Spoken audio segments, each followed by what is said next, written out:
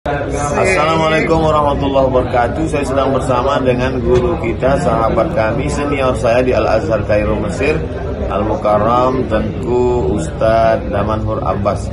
Jangan lupa ikuti kajian beliau. Yang tidak bisa, jangan ketinggalan ikuti kajian online beliau di channel Ustadz Damanhur Abbas Official. Subscribe, like, share, and comment.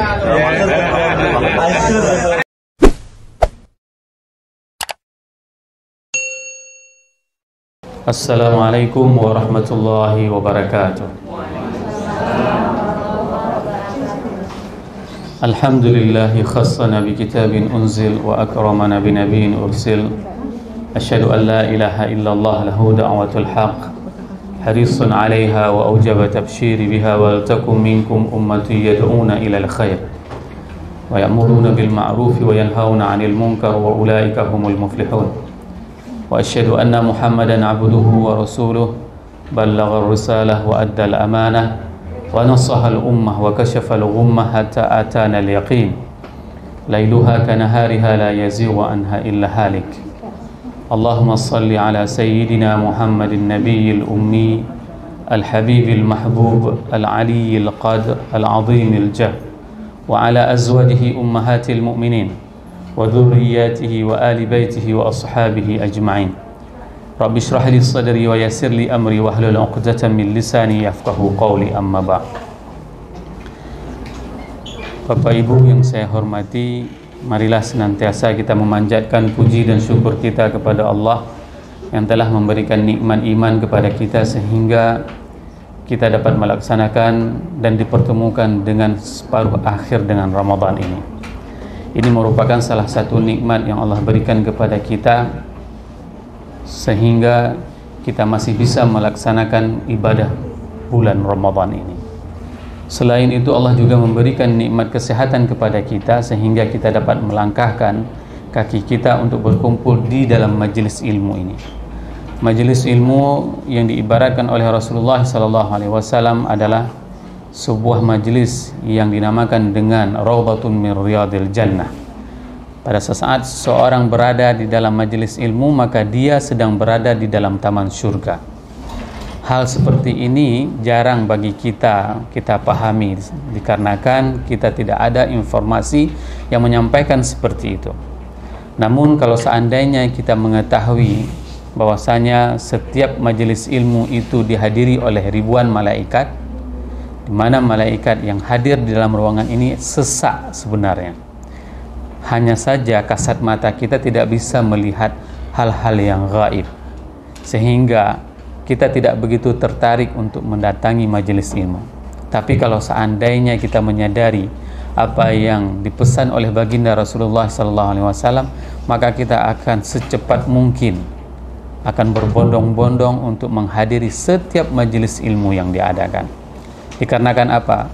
Malaikat yang berada di dalam ruangan ini akan mendoakan terus kepada orang-orang yang berhadir pada ruangan tersebut, pada majelis ilmu tersebut. Selawat dan salam mari sama-sama kita panjatkan kepada junjungan kita Nabi besar Muhammad SAW yang telah mengajarkan segala aspek kehidupan manusia. Manusia yang tidak mengenal Islam, maka mereka tidak pernah bagaimana tahu cara bersuci.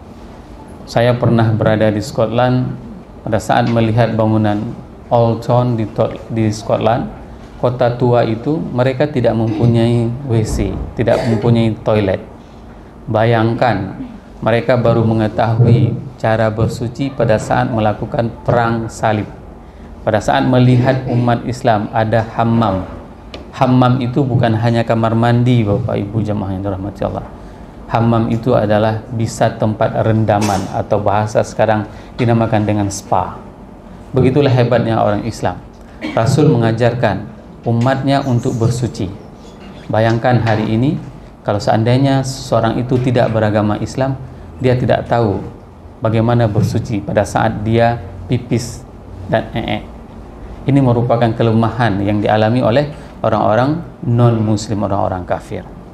Oleh sebab itu, Bapak Ibu jemaah yang dirahmati Allah, marilah senantiasa memperbanyak selawat kepada baginda Rasulullah SAW. Karena pada Sayyidul Ayyam, hari Jumat ini adalah hari yang penuh keberkahan. Nanti kita di hari akhirat semua akan meminta syafaat dari baginda Rasulullah. Saya, ibu-ibu, bapak-bapak semuanya akan mencari Rasul. Apa buktinya? Kalau seandainya kita itu memang cinta kepada Rasul, kita dapat menunjukkan dengan memperbanyak selawat kepada baginda Rasulullah SAW.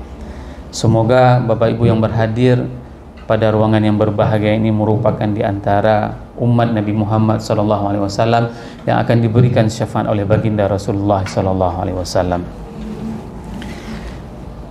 Yang saya hormati Ibu Ketua IBI Kota Luxmawe, yang saya hormati Ketua IBI Ranting Poltekkes, dan yang saya hormati semua unsur sivitas akademika di Poltekkes Luxmawe. Dan yang saya banggakan adik-adik dari Aitam, ini merupakan adik-adik pilihan yang akan membuat kita semuanya akan bersanding dengan Rasulullah SAW. Jadi karena kan kalau seandainya kita mau bersanding dengan Rasul pada hari akhirat, maka Rasul mengatakan, ana wa kafilul yatim kahataim, aku bersama orang yang pengayom anak yatim itu seperti ini nanti di hari akhirat. Maka ini adalah sebuah langkah yang sangat luar biasa, langkah yang sangat spektakuler bagi ibu-ibu yang telah ibu lakukan untuk hari ini. Baik, saya dimintakan oleh Ibu Mirna untuk menyampaikan materi tentang infak. Dan infak ini merupakan salah satu hal yang paling detail disampaikan oleh Allah di dalam Al-Quran. Allah menyampaikan ayat tentang infak itu mulai dari surat Al-Baqarah dari 261 sampai dengan 269. Tentu pada saat Al-Quran menyampaikan sesuatu itu adalah hal yang penting, Bapak Ibu jemaah yang dirahmati Allah. Tidak mungkin Al-Quran menyebutkan sesuatu dan itu tidak penting. Contoh, 120.000 sahabat Rasulullah SAW, hanya satu orang yang disebut namanya, yaitu Zaid. Ini menunjukkan sosok Zaid itu adalah sosok yang paling penting di antara sekian banyak para sahabat. Dikarenakan apa? Zaid itu adalah anak angkatnya Rasulullah SAW. Beliau itu adalah bayang-bayang Rasulullah SAW. Kemanapun Rasul pergi, ada didampingi oleh Zaid. Begitulah pentingnya. Kalau seandainya Al-Quran sudah menyebutkan, maka itu adalah hal yang penting.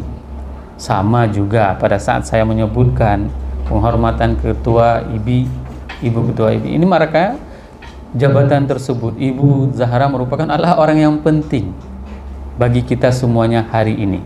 Maka dia disebutkan. Sedangkan audien yang lain disebutkan Bapak Ibu jemaah yang dirahmati Allah.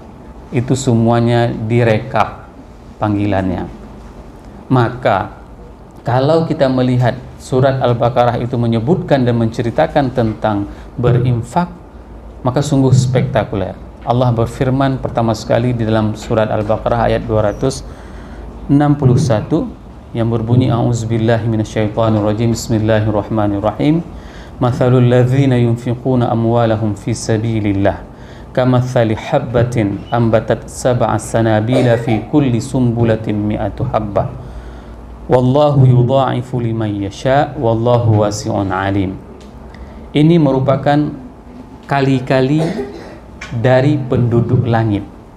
Saya mengajar di Fakultas Ekonomi, sering mengajarkan kali-kali ataupun matematikanya penduduk langit. Beda sama kali-kali penduduk bumi, Bapak Ibu. Kalau seandainya matematika penduduk bumi itu mengatakan 1 kali 1 adalah 1. Tapi kalau seandainya penduduk langit, perhitungan matematikanya itu berbeda. Di mana bedanya? Allah mengatakan setiap satu sedekah, ya, itu akan menjadi 7 ranting.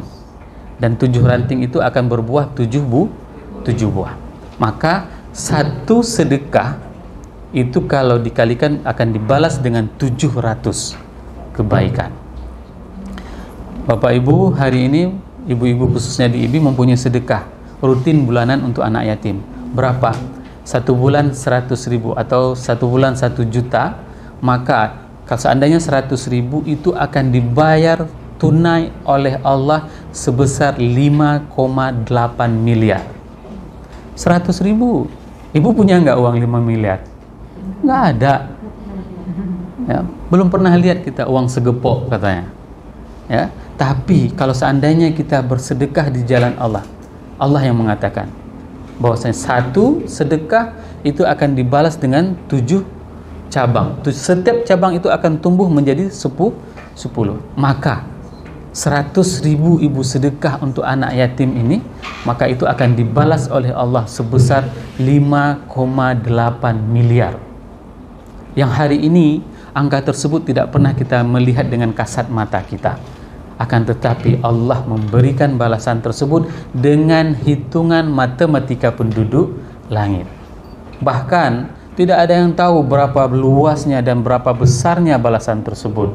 Dikarenakan apa? Dikarenakan Allah sendiri mengatakan wallahu yudha'ifu liman yasha. Allah akan melipat gandakan balasan tersebut sesuai dengan kehendak Allah. Maka ini adalah sesuatu yang spektakuler. Bersedekah ini adalah sesuatu yang spektakuler. Dan apalagi seperti yang dikatakan oleh Ibu Zahra, bahwasanya kita akan memasuki 10 akhir Ramadan. 10 akhir Ramadan ini adalah hal yang paling lebih bahaya lagi pahalanya. Kenapa? Kalau seandainya kita ketemu sama Lailatul Qadar, ya, ketemu sama Lailatul Qadar itu akan dikali dengan 83 tahun bersedekah seperti itu.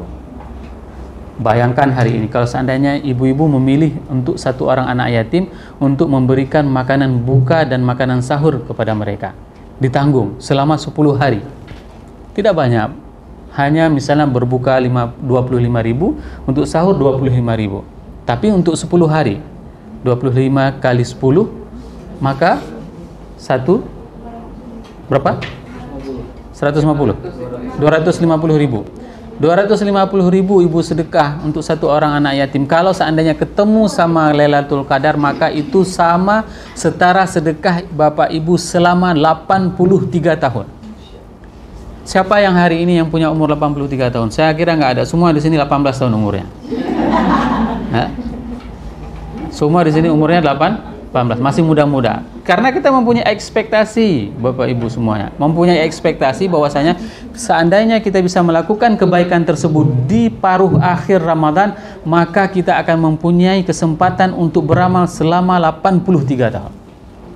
Maka pilih mulai hari ini, cari anak yatim yang akan kita berikan makanan buka dan makanan untuk sahur. Kalau sanggup satu keluarga itu lebih bagus lagi. Satu keluarga kita tanggung, nggak banyak. Kalau misalnya kita melihat hari ini satu keluarga katakanlah 250.000. Kalau misalnya mereka ada 5 dikali 5 berapa? Berapa? Ini nampak kita semuanya matematikanya gurunya meninggal dulu. Ya. Cepat meninggal guru matematikanya. Jadi kalau sudah hitung-hitung kali-kali, ya, itu agak lambat, ya. Apalagi bagi-bagi udah hilang angka kalkulatornya. Ini paling bahaya kalau seandainya kejadiannya seperti itu. Paling malah misalnya katakanlah misalnya 5 orang itu sekitar 2,5 juta untuk satu keluarga. Nggak sanggup? Sanggup. Hanya saja hati ini berat. Kenapa? Dikarenakan syaitan menjadi penumpang gelap dalam kehidupan rumah tangga kita. Itu yang membuat. Kenapa? Allah sendiri yang mengatakan asyaitanu ya'idukumul faqra wa ya'murukum bil fahsya. Syaitan itu membisikkanmu agar kamu itu tidak mau bersedekah sehingga kamu itu akan kikir. Ini adalah penumpang gelap yang ada di dalam rumah kita. Di saat kita memasukkan setan sebagai penumpang gelap tersebut. Sehingga apa yang terjadi? Kita merasa berat untuk bersedekah dalam 10 hari itu 2,5 juta. Padahal di dalam rekening bank kita itu punya uang lebih dari 2,5 juta. Saya yakin semuanya, kalau lihat dari wajah-wajahnya itu lebih dari 2,5 juta. Sanggup beli bunga janda bolong misalnya. Ya, sanggup, insya Allah sanggup. Begitu keluar handphone baru, itu pasti bisa beli. Ya, keluar misalnya iPhone 13 Pro Max misalnya. Berapa harganya? 30 juta. Nalom, ya. Sanggup insya Allah. Tapi begitu udah untuk hal-hal kebaikan seperti ini, itu dibisik sama setan. asyaitanu ya'idukumul faqra wa ya'murukum bil fahsya. Dibisik sama setan. Kenapa? Karena kita membonceng setan tersebut di dalam tatanan kehidupan rumah tangga kita. Maka jangan sampai rumah tangga kita itu diisi oleh penumpang gelap yang bernama syaitan. Ini yang paling bahaya di dalam tatanan kehidupan kita. Bapak Ibu jemaah yang dirahmati Allah, pada ayat berikutnya Allah memberikan peringatan kepada kita semuanya, yaitu apa? Qaulun ma'rufun wa maghfiratun khairum min sadaqatin yatba'uha azza. Meminta maaf dan memaafkan itu lebih baik daripada kita memberi sedekah tapi kita mengeluarkan kata-kata yang kasar. Ini fenomena hari ini terjadi pada tatanan kehidupan kita, ibu-ibu. Ibu-ibu sedang duduk di kafe, ya kan, ngobrol sama teman-teman, ya kan. Datang orang minta sedekah. Assalamualaikum. Apa dijawabnya? Oke, maaf Pak Be. Betul kan? Seharusnya waktu dia beri salam apa yang kita jawab? Waalaikumsalam warahmatullahi wabarakatuh. Maaf ya. Itu kan? Ini jawaban baru salam hari ini, Bu. Ya. Assalamualaikum, laki maaf Be, ya. Maaf ya. Bukan seperti ini yang dianjurkan, yang diperintahkan di dalam syariat kita. Apa yang dianjurkan? Ayat ini menunjukkan apa? Jawab dulu salam, setelah itu minta maaf kalau seandainya kita tidak bisa memberikan. Ya. Tapi kalau seandainya bisa memberikan, boleh nggak kita berikan? Boleh. Tapi jangan diungkit-ungkit. Jangan disebut-sebut. Ya. Kalau sebut-sebut itu nggak enak. Contoh misalnya disebut, udah ngasihnya 2.000, habis itu ngocehnya itu 15 menit. Ya. Sering seperti itu kan? Misalnya kasih sedekah 2.000 rupiah, tapi habis itu dibahas. Apa yang dibahas? Itulah Bapak itu kemarin kan lihatnya rumahnya udah besar begini begitu, panjang. Itu tidak baik. Kalau memang mau ngasih terus dan ikhlaskan. Karena ini adalah perintah. Pada saat seseorang memberikan, pada saat seseorang tidak mau memberikan, lebih baik dia minta maaf. Karena meminta maaf itu jauh lebih baik. Tapi jangan semua diminta maaf, ya. Semua diminta maaf. Kenapa? Karena dia memang tidak mau memberikan sesuatu kepada orang lain. Setelah itu Allah mengingatkan lagi kepada kita dengan sebuah peringatan, jangan kita membatalkan sedekah kita. Ini yang paling menarik. Kenapa? Bagaimana cara membatalkan sedekah? Allah mengatakan dalam Al-Quran, la tubtilus sadaqatikum bil manni wal adha. Jangan kalian membatalkan, bukan puasa, tapi sedekah kalian dengan menyebut-nyebutnya, mengungkit-ungkitnya. Dulu ibu itu, kalau nggak saya sekolahin, nggak ada dia akan sukses seperti ini. Itu namanya mengungkit. Kalau nggak saya tanda tangan pangkatnya, nggak nenek dia. Itu namanya mengungkit. La tubtilu sadaqatikum bil manni wal adha. Jangan engkau ungkit-ungkit segala kebaikanmu. Begitu kita kasih bantuan sedekah kepada anak yatim ini, sukses dia. Apa yang dilakukan? Menyahanalung juk jamun biaya. Panena cara yang lagi anji. Dan itu didengar oleh anak yatim tersebut, maka ini akan membuat rasa sedih di dalam jiwanya. Ini hal yang dilarang oleh Allah. Di mana Allah memperumpamakan sesuatu yang diungkit itu akan jadi gugur, seperti famathaluhu kamathali safwanin alaihi turabun fa asabahu wabilun fatarakahu salda la yaqdiruna ala syai'im mimma kasabu wallahu la yahdil qaumal kafirin. Perumpamaan orang yang mengungkit sedekahnya itu ibarat debu yang berada di atas batu. Ibu-ibu pernah pergi ke sungai, melihat ada debu, tiba-tiba pada saat kita menyiram batu tersebut yang ada debu di atas itu, maka debu tersebut akan hilang serta-merta. Begitulah Al-Quran memperumpamakan orang yang bersedekah, namun pada saat dia bersedekah, setelah dia bersedekah, dia mengungkitkan menyatakan lagi, mengulang-ulangnya. Atau dalam bahasa sekarang yang paling bahaya itu adalah expose. Ini yang paling bahaya. Begitu kita mau ngasih sedekah kepada anak yatim, ya, sedekahnya cuma 100.000, publikasinya lebih 1 juta. Masuk media ini, masuk media itu, semuanya. Ini yang paling bahaya. Tapi boleh diekspos untuk apa? Untuk meningkatkan motivasi teman-teman yang lain sebagai akuntabilitas kita di dalam penyaluran dana yang sudah kita kumpulkan. Itu harus kita ekspos. Kenapa? Di dalam beberapa jurnal internasional mengenai CSR, saya mempelajarinya bahwasanya kewajiban untuk mengekspos itu hanya kepada owner, hanya kepada si pemilik dana. Misalnya kegiatan seperti ini, kita mengekspos. Kenapa? Karena ini adalah transparansi kita. Dan itu harus kita lakukan. Tidak boleh kita mengatakan, oh nggak mau saya ekspos, nanti ria.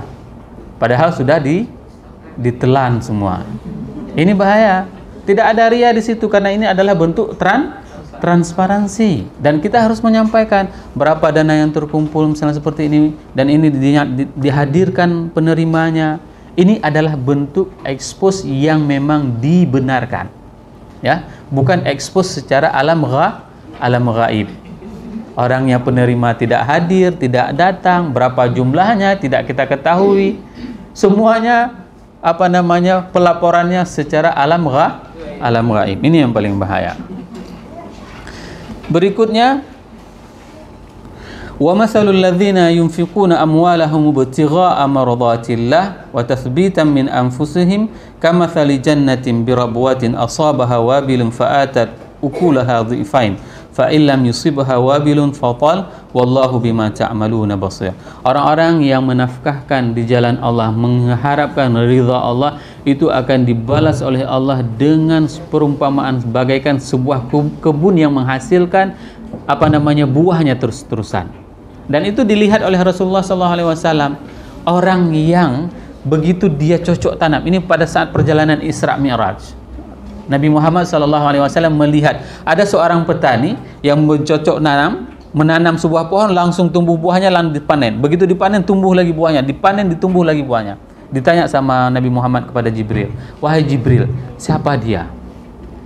Dia itu adalah orang-orang yang bersedekah untuk mengharapkan ridha Allah. Bagaimana mengharapkan ridha Allah? Di dalam surat Al-Insan itu disebutkan bahwasanya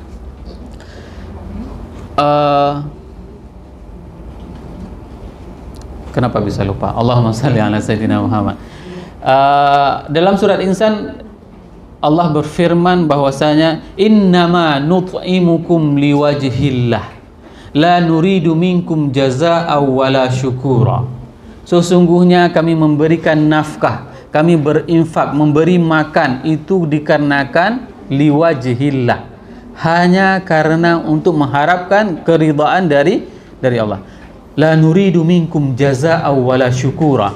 Dan kami tidak menginginkan adanya ucapan terima kasih dari orang yang telah kami berikan makanan. Saya teringat sekali ibu-ibu semuanya. Pada saat kami berada di Al-Azhar Kairo tahun 97, kami mengalami krisis ekonomi. Saat itu saya mendatangi salah seorang muhsinin, ya. Muhsinin itu orang yang bersedekah. Dia mempunyai toko kain dan dia memberikan beasiswa kepada mahasiswa Al-Azhar. Lalu kami dipanggil. Saat diberikan beasiswa, satu orang mahasiswa itu diberikan sebesar $75. Pada saat itu ada 20 orang. Maka apa yang dikatakan? Dia nasihati kami dengan baik mungkin. Apa yang dikatakan? Nak, uang ini tidak boleh ngerokok, tidak boleh nonton bioskop, tidak boleh pacaran, tidak boleh ini, tidak boleh itu. Semua dibilang yang tidak boleh menurut ajaran agama Allah. Pergunakan uang ini untuk kamu bisa belajar dan pulang secepatnya ke kampung halamanmu untuk kau ajarkan masyarakat di sana. Jangan pernah terbayang untuk mau ucapkan terima kasih untuk saya, karena itu bukan tugas kamu. Coba bayangkan, begitu ikhlasnya. Kenal juga enggak sama beliau, ketemu juga baru itu, tapi beliau mempunyai sifat spirit bersedekah yang spektakuler. Hal seperti ini jarang yang kita miliki, Bapak Ibu yang dirahmati Allah. Maka hari ini adalah sebuah kebanggaan pada saat kita bisa melihat langsung ada anak-anak yatim yang memang kita santuni. Dan saya sangat mengharapkan santunan tersebut bukan hanya kita lakukan di bulan Ramadan, tetapi setiap bulan. Ini jauh lebih baik lagi. Kenapa? Karena tidak ada yang sia-sia. Apa yang kita makan itu akan masuk semuanya ke dalam safety tank. Betul? Ya, apa yang kita pakai semuanya itu akan lapuk. Baju, sebagus apapun baju ibu-ibu jahit hari ini, itu ada kadar luasanya, ada modelnya. Contoh misalnya waktu saya kecil itu paling tren kalau pakai celana Arafik, Jude Bray namanya ya. Kalau nggak ada celana itu nggak jadi lebaran. Ya, kalau udah dicari celana Arafik itu yang bawahnya besar, ya kan, bisa sapu jalan, jadilah hari lebaran waktu itu. Apa yang terjadi di era 90-an? Fashion seperti itu tidak berlaku lagi. Kenapa? Karena orang sudah mulai menggunakan tren yang dinamakan dengan baggy. Besar di paha, kecil di bawah. Waktu mencret susah sekali. Ya, waktu mau buang air besar, itu udah kebelet dah. Mana dulu kita tidak mempunyai WC duduk, ya kan? Era 90-an mana ada WC duduk? Semuanya WC jongkok. Maka itu yang dinamakan bahwasanya setiap pakaian itu pasti akan lapuk, akan usang dia sesuai dengan zamannya. Maka apa yang kita nafkahkan itu akan mendapatkan balasan dari Allah.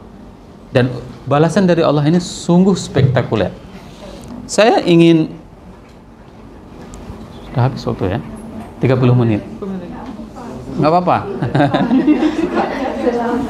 Boleh lah, nggak apa-apa. Tapi jangan marah ya.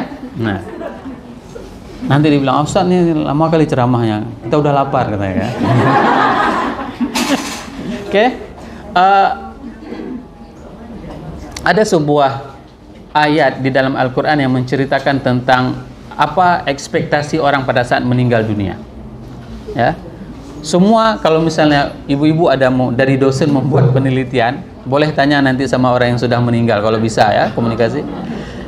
Tanyakan apa amal yang akan dia lakukan kalau seandainya dia hidup kembali. Kalau seandainya ada 100 responden, itu pasti semuanya akan menjawab ya, akan menjawab semuanya itu adalah bersedekah. Apa buktinya? Laula akhartani ila ajalin qarib fa asaddaq wa akum minas salihin.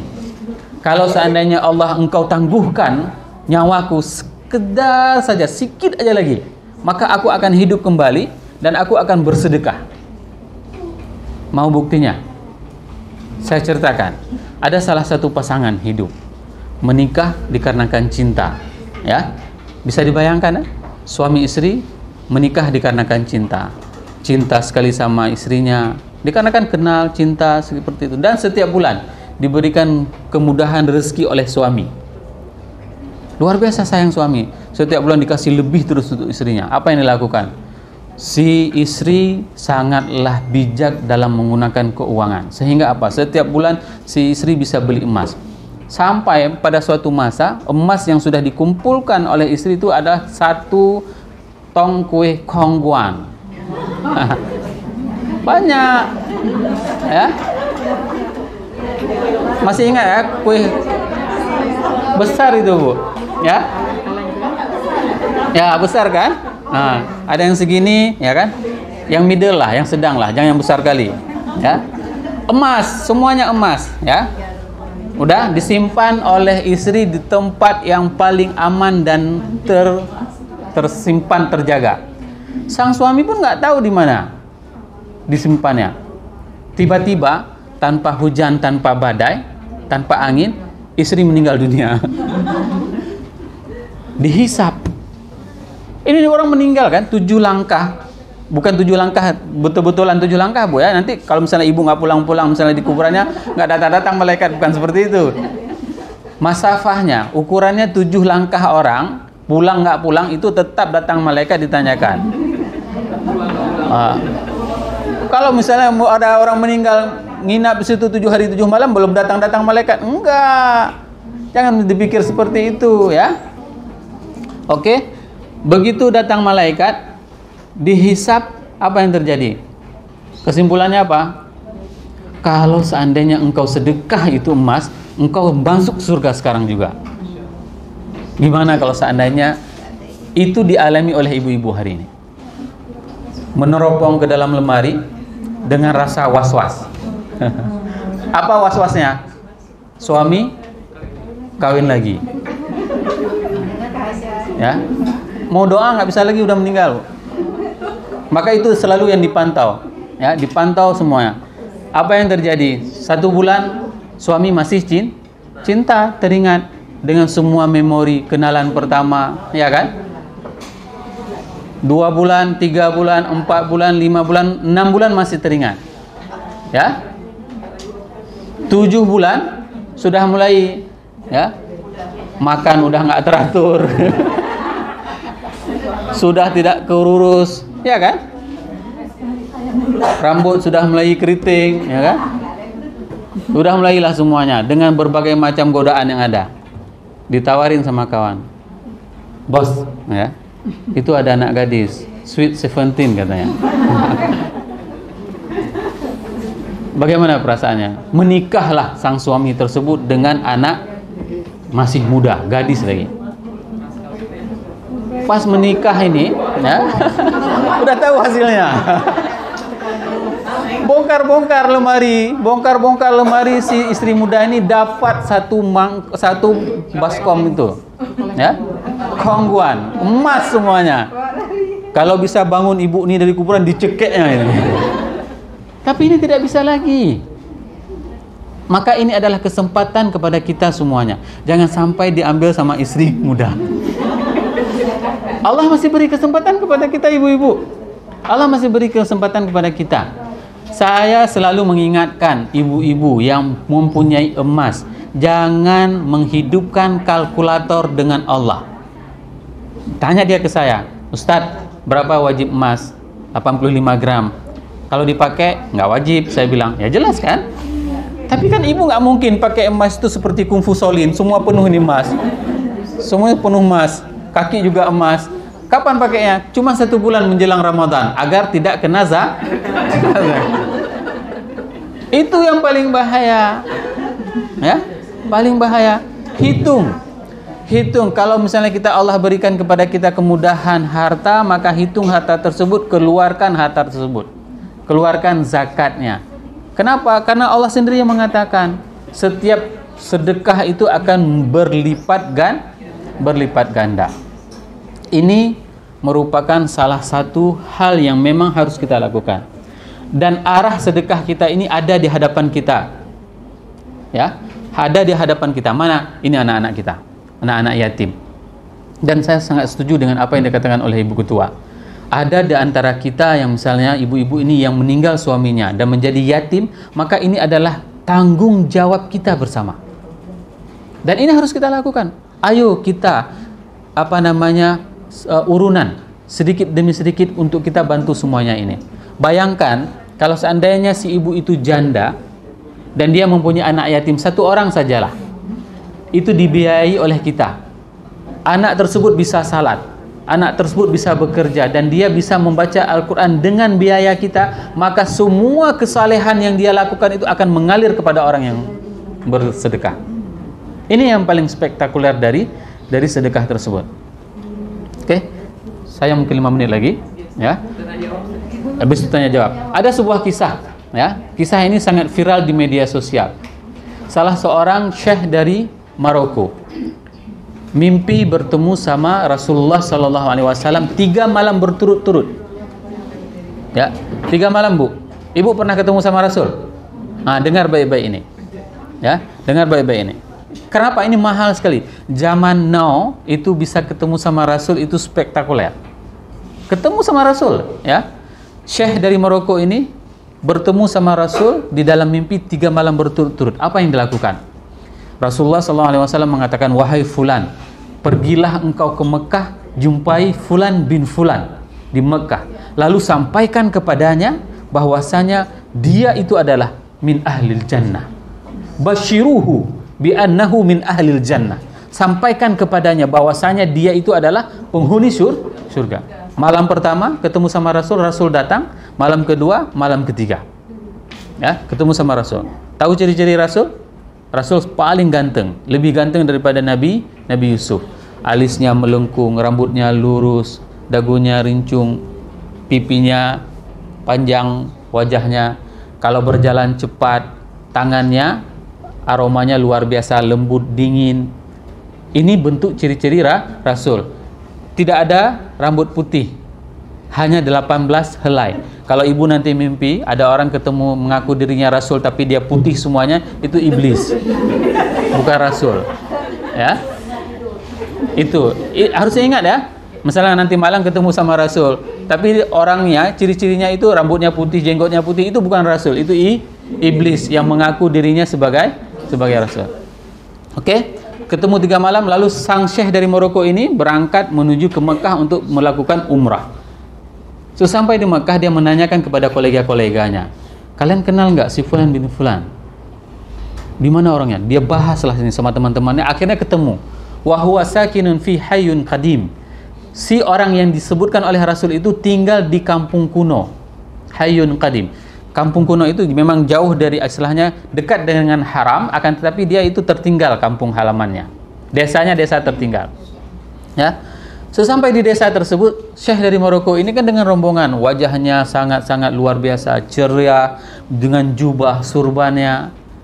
Orang kampung begitu ditanyakan, di sini betul ada tinggal si Fulan bin Fulan bin Fulan? Betul di sini. Bapak-bapak semuanya, untuk apa cari dia? Kami perlu untuk ketemu dia. Dia orang nggak penting di sini, nggak jelas. Itu ungkapan orang kampung. Setelah disuruh tunjukkan di mana rumahnya, ditunjukkanlah rumahnya. Sesampai ke rumah orang tersebut, maka ditanyakan, apakah engkau Fulan bin Fulan bin Fulan? Betul. Ada apa kalian kemari mencariku? Aku disuruh oleh Rasulullah SAW. Aku bertemu sama Rasul 3 malam berturut-turut dan mensuruh menyampaikan kepadamu bahwasanya engkau adalah ahli surga. Terkejut kawan ini. Gak mungkin, kamu bohong. Enggak, saya barusan umrah, bagaimana saya bisa berbohong? Saya datang dari Maroko khusus untuk menyampaikan kepadamu bahwasanya engkau adalah ahli surga. Tersungkur dia, menangis di tanah. Lalu ditanyakan oleh syekh tersebut, apa engkau yang melakukan sehingga engkau dinyatakan oleh Rasul sebagai ahli surga? Tidak ada. Aku manusia yang paling bejat di sini. Enggak jelas, pekerjaanku enggak jelas. Haram yang begitu dekat, aku jarang salat di sana. Itu ungkapannya. Coba engkau pikirkan amal apa yang engkau lakukan sehingga Rasul mengatakan dirimu sebagai ahli jannah. Ini memang betul-betul, Bu. Ini Rasul yang bilang dia itu adalah penghuni surga. Dan dia teringat. Oh, aku teringat dulu. Pada saat tetanggaku meninggal dunia, dan pada saat itu dia meninggalkan seorang janda, istrinya, dan beberapa anak yatimnya. Uqsimu billahil azim. Aku bersumpah kepada Allah. Bi an aqsimu ratibi ila qismain. Aku membagi gajiku itu kepada 2 bagian. 1 bagian untuk keluargaku dan 1 bagian untuk tetanggaku yang meninggal. Mulai hari itu sampai dengan hari ini, kalau memang itu menjadi amalku. Coba bayangkan, amal yang sepele menurut manusia, akan tetapi perbuatan tersebut adalah azim di sisi Allah. Maka pada saat itu Syekh dari Maroko itu mengatakan, ayo kita bergegas untuk salat di Masjidil Haram. Dia mandi-mandi, setelah itu dia pakai pakaian, lalu dia pergi ke Masjidil Haram. Menangislah orang ini berdua. Kenapa? Kalau misalnya saya, ya kan, di samping saya itu adalah orang yang memang sudah jelas dijamin surga, nggak menangis kita. Kita nggak jelas, ya. Wajah boleh istilahnya berseri, bercahaya, tapi belum dinyatakan oleh Rasul kita sebagai penghuni surga. Sedangkan orang yang tampangnya itu menurut Syekh dari Maroko ini, tampangnya sama sekali bukan tampang orang yang saleh. Bukan tampang yang saleh, tapi Rasul menjamin dia masuk surga. Maka salatlah di Masjidil Haram. Salat di rakaat pertama, menangis mereka berdua mengikuti imam. Pada saat sujud juga seperti itu. Bangun sujud rakaat kedua, rakaat ketiga, rakaat keempat bangun, menangis. Rakaat keempat begitu sujud, sang kawan tersebut tidak bangun lagi.